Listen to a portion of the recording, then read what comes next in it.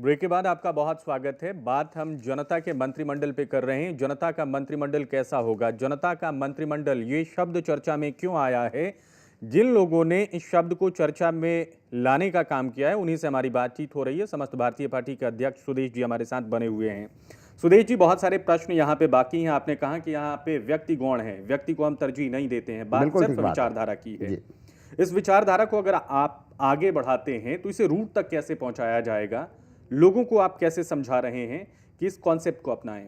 देखिए कि सबसे पहले तो मैंने जो कहा कि जो कॉन्सेप्ट को बताने से पहले कि हमारा उद्देश्य क्या है। जी। हमारा उद्देश्य सबसे साफ है कि हम स्वार्थी, भ्रष्टाचारी, अपराधी और वो लोग जो कुशल नहीं हैं उन नेताओं को राजनीति से बाहर का रास्ता दिखाना चाहते हैं।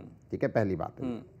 अब यहाँ पर जो आपने बोला कि ये कैसे होगा, हम इसको दो तरीके से हम कर रहे हैं। एक तो हम पूरे मीडिया के माध्यम से हम अपने इस पूरे विचारधारा को जनता तक पहुंचा रहे हैं। जी।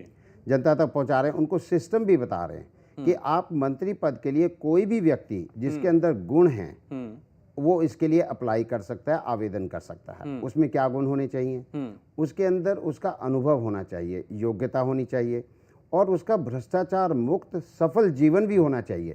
ऐसा नहीं है कि भी एक भ्रष्टाचार मुक्त है लेकिन वो फेलियर है लाइफ के अंदर, वो ऐसा भी नहीं है। उसका सफल जीवन होना चाहिए और उससे ये योग्यता है और उसके अंदर ये होना चाहिए कि वो उस विभाग को, मान लीजिए कृषि के लिए वो अप्लाई करता है, कृषि मंत्री के लिए, उसकी जानकारी होनी चाहिए और वो उस विभाग में करेगा क्या, वो विजन उसके अंदर जो है वो होना चाहिए। अगर ये योग्यताएं वो प्रूव करता है पब्लिक डोमेन के अंदर तो समस्त भारतीय पार्टी उसको अपना कैंडिडेट बनाकर चुनाव लड़ेंगे। चुनाव लड़के फिर मंत्री सरकार बनेगी, तो सरकार बनेगी तो मंत्री पद के लिए वो स्थापित किए जाएंगे। एक तो ये प्रक्रिया है हमारी कि आप आवेदन कीजिए। दूसरा, हम वो कई ऐसे लोग भी हैं जो लोग बहुत ही अच्छे लोग हैं, हम उनको निमंत्रण भी दे रहे हैं, हम उनसे बातचीत भी कर रहे हैं कि भाई जिससे कि हम बातचीत भी, हम दोहरी मार मारना चाहते हैं। सिर्फ बहुत ही ऐसे लोग होते हैं जो आवेदन करते ही नहीं हैं लेकिन अच्छे लोग हैं, हम उनको भी इनवाइट कर रहे हैं कि भाई आप भी आइए। तो हम दोहरी तरीके से इन लोगों को साथ में लेने की कोशिश में लगे जिससे कि ये जो 14 व्यक्तियों का जो मंत्रिमंडल है ये ऐसा मजबूत मंत्रिमंडल हो जिससे कि जनता ये जान ले कि ये भ्रष्टाचार मुक्त हैं, ये योग्य हैं और मानसिकता रखते हैं बदलाव लाने की और प्रदेश की व्यवस्थाओं को ठीक करने की। जनता भरोसा करेगी, इसमें कोई शक नहीं है कि इस अवधारणा को लेकर कोई आलोचना नहीं कर सकता। बात जहां तक आती है सिर्फ इम्प्लीमेंटेशन की आती है कि कैसे उसे रूट तक ले जाया जाता है। आपने मंत्रिमंडल का बकायदा यहाँ पे खाका खींचा हुआ है, बहुत सारे मंत्रालय दिख रहे हैं। एक नया मंत्रालय यहाँ पे दिख रहा है कानून मंत्री का, जो कि प्रदेशों में हमने नहीं देखा है। जी नहीं, देखिए कानून मंत्री का यहाँ पे हमने बहुत ही सोच विचार करके 13 मंत्रालय जो हमने दिए हैं वो ऐसे दिए हैं कि जिससे कि जनता को लाभ मिले, प्रशासन सुचारू रूप से काम करे और लोगों का जीवन आसान हो। जी। कानून मंत्री हमने इसलिए खास तौर पर रखा है क्योंकि हमारे सिस्टम जो हैं, जो तंत्र है, जो प्रशासनिक ढांचा है उसको रिव्यू करना बहुत जरूरी बात है। और ये कानून मंत्रालय का काम होगा कि हमारा जो म्युनिसिपल एक्ट है या हमारे जितने भी स्टेट के कानून हैं उनको सभी को रिव्यू किया जाए और उनको अपडेट किया जाए। जो प्रोसीजर्स हैं हम उनको रिव्यू करेंगे और साथ ही साथ जो कानून का जो दूसरे कानूनों का काम है वो इस विभाग का जो है, भाई आपका सॉलिसिटर जनरल भी तो होता है स्टेट के अंदर, वो किसके नीचे आएगा? वो कानून मंत्री के नीचे आएगा। जी। तो इस तरीके से हम पूरा कानून की जो प्रक्रिया है, जो सिस्टम्स हैं, उनको लिए कानून मंत्री का हमने प्रावधान किया है। 13 मंत्रालय यहाँ पे दिख रहे हैं। जी। जब भी हम सामान्य ज्ञान की किताब पढ़ते हैं या मंत्रिमंडल से जानकारी संबंधित कोई जानकारी लेते हैं तो उसमें विभाग बहुत सारे दिखते हैं। जी। खुद मुख्यमंत्री के पास 13-14 विभाग होते हैं। जी। बाकी मंत्रियों के पास भी एक मुख्य विभाग होने के साथ साथ और भी विभाग होते हैं। जी। उन विभागों का क्या होगा, उसको लेकर पार्टी क्या सोच रही है? देखिए ऐसा है कि 15% की जितनी लेजिस्लेटिव असेंबली की सीट्स हैं, मंत्री पद के ऊपर सुप्रीम कोर्ट की लिमिटेशन है कि आप 15% से ज़्यादा मंत्री नहीं बना सकते। जी। तो हमने जो मेन मंत्रालय हैं उनके लिए फुल फ्लेज्ड मंत्री दिए हैं। जो बाकी विभाग बच जाते हैं वो मुख्यमंत्री के नीचे आ जाएंगे। जी। और मुख्यमंत्री या तो उनको सीपीएस के माध्यम से या इन्हीं मंत्रियों में से किसी को एलोकेट करके उनको देगा। जैसे कि एविएशन मंत्रालय है वो पर्यटन को दिया जा सकता है। तो इस किस्म के जो हैं इनकी एलोकेशन करनी पड़ेगी और मेरी जानकारी के हिसाब से कोई 45 से 50 विभाग हैं जिनको कि हमें आगे आवंटन करना होगा। इन्हीं 13 मंत्रालयों के अंदर या मुख्यमंत्री के पास रहेंगे या सीपीएस के माध्यम से, जो चीफ पार्लियामेंट्री सेक्रेटरी का जो सिस्टम चला हुआ है उसके माध्यम से वो मुख्यमंत्री जो है उनको संभालेंगे। अभी मंत्रियों के चयन की प्रक्रिया क्या होगी? देखिए कि आवेदन आएंगे या हम उनको निमंत्रण करेंगे, तो ये पहली बात तो ये है, उनकी समीक्षा होगी। उस समीक्षा के बाद फिर हम एक इंडिपेंडेंट ज्यूरी की गठन करने के लिए हमने जो विज्ञापन के माध्यम से कहा है कि जो ज्यूरी का सदस्य बनना चाहते हैं वो भी अपनी जानकारी, खबरें अभी तक को डायरेक्टली दे सकते हैं, मतलब कि वो पार्टी को देने की जरूरत नहीं है, जिससे क्या कि पार्टी इसके अंदर इन्वॉल्व नहीं है। आप आवेदन कीजिए कि मैं ज्यूरी का सदस्य इस चयन के लिए बनना चाहता हूं, उनको ज्यूरी का सदस्य बनाया जाएगा और यहीं पर इसी स्टूडियो में उनके लिए उनका, ये हमारे लिए खुशनसीबी की बात है सर कि आपने इस पूरी प्रक्रिया के लिए हमें अपना पार्टनर बनाया है। इसके लिए यहाँ पर उनका इंटरव्यू होगा और साथ में हम जनता से, मेरा सुझाव ये है कि ओपन लाइंस करेंगे कि अगर उस व्यक्ति के खिलाफ कोई भी चीज़ आपराधिक या कैसा भी मामला जनता बताना चाहती है तो उसको भी बताए। अगर वो नकारात्मक सोच आती है तो हम उसको रिजेक्ट करेंगे, लेकिन यह है कि पारदर्शिता के साथ उसका पूरा खाका ऐसा खींचा जाएगा कि जनता उसे एक्सेप्ट करती है, वो योग्य है, भ्रष्टाचार मुक्त है और मानसिकता रखता है कि अपने पद के लिए, पद की जिम्मेदारी को संभालेगा और विभाग के लिए काम करेगा और जनता की समस्याओं के लिए समाधान के लिए हम ऐसा तंत्र जो है खड़ा करना चाहते हैं। सुदेश अग्रवाल के लिए सिर्फ विचारधारा प्रमुख है, पद प्रमुख नहीं है, जैसा कि आपने अभी पीछे स्पष्ट कर दिया हमारे लिए। सही बात है। मैं ये जानूंगा आपसे कि जब मंत्रिमंडल में मंत्रियों का चयन होगा, वो पूरी प्रक्रिया जब होगी, उसमें सुदेश अग्रवाल की कोई भूमिका होगी?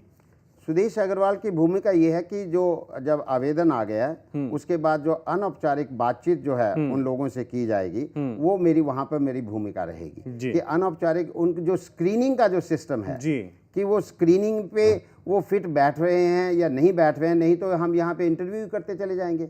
अगर स्क्रीनिंग से उनकी मानसिकता जो है वो ठीक निकल आती है, उसके बाद वहां तक भूमिका जो है वो सुदेश अग्रवाल और समस्त भारतीय पार्टी की रहेगी।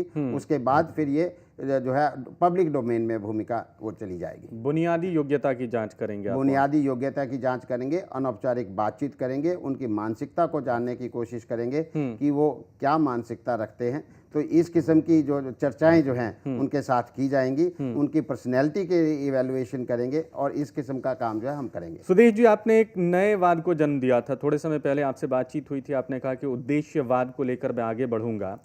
इस तरीके की पहल जो आप कर रहे हैं, इसके लिए क्या शब्द देंगे? इसे शैडो कैबिनेट तो हम कह नहीं सकते हैं जी, ये छाया मंत्रिमंडल नहीं है। बिल्कुल नहीं है। इस छाया मंत्रिमंडल में और इस वाले प्रोसेस में आप फर्क क्या देखते हैं, वो हमें समझा दीजिए आप। देखिए कि ये शैडो मंत्रिमंडल तो तब बनता है कि एक एक्चुअल मंत्रिमंडल है जो कि इन पावर है और उसके ऊपर जो है निगरानी रखने के लिए एक अपोजिशन पार्टी वाले जो है अपनी शैडो मंत्रिमंडल बना लेते हैं कि भाई ये मंत्रिमंडल तो ठीक नहीं है, हमारा मंत्रिमंडल जो है वो बिल्कुल सही है और इनके ऊपर नजर रखेगा कि ये कैसे काम करेंगे। दिस इज शैडो मंत्रिमंडल। यहाँ पर ये शैडो मंत्रिमंडल नहीं है, ये तो जनता के सामने एक व्यवस्था है, जो राजनीति को एक नई दिशा देने की कोशिश की जा रही है कि भी आप इस मंत्रिमंडल को जो आपके सामने पेश किया गया है, अगर आप इसे सही मानते हैं तो आप इसे जिताकर एक्चुअल मंत्रिमंडल बना दीजिए, ठीक है, और ये एक्चुअल मंत्रिमंडल बन जाएगा, आपका काम करेगा। तो ये जो है ये शैडो मंत्रिमंडल नहीं है। और साथ में और अगर वो जनता उसे नकार देती है, उसे नहीं चुनती है, उस पार्टी की उस मंत्रिमंडल का चयन नहीं होता है, इसका मतलब उस मंत्रिमंडल की भूमिका जो है वो खत्म हो चुकी है, क्योंकि जनता ने उसे नकार दिया है। मतलब किसी दूसरी पार्टी को अगर बहुमत मिल जाता है, मैं आपसे यही बात करता हूँ, मान लीजिए समस्त भारतीय पार्टी ने अपना मंत्रिमंडल जनता के सामने पेश किया जी, समस्त भारतीय पार्टी को जनता ने बहुमत नहीं दिया, वाई पार्टी को दे दिया, इसका मतलब जनता ने हमारे मंत्रिमंडल को नकार दिया है। अब उस पार्टी का, अब वो जैसी भी हो, चाहे वो भ्रष्टाचारी है, अपराधी है या स्वच्छ है या नहीं है, वो तो फिर जनता जाने, जनता भुगतेगी, क्योंकि जनता ने बनाया है उन्हें।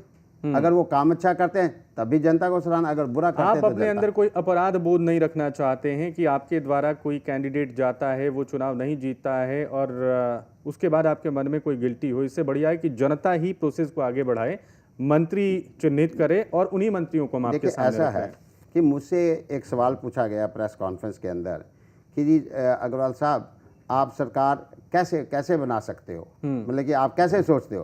मैंने कहा जी सरकार मैं नहीं बनाऊंगा, मैं तो अपना सिस्टम जो है जनता के सामने रख रहा हूं। सरकार तो जनता बनाएगी, तो चाहती है तो बनाएगी, नहीं चाहती है तो नहीं बनाएगी, क्योंकि जनता ने जिताकर भेजना है एमएलएस को, जनता ने जिताकर मंत्रिमंडल को भेजना है, उसके बाद सरकार बन जाएगी। हम तो पारदर्शिता से अपनी पूरी विचारधारा जनता के बीच में रख रहे हैं। हमारा कर्म क्या है?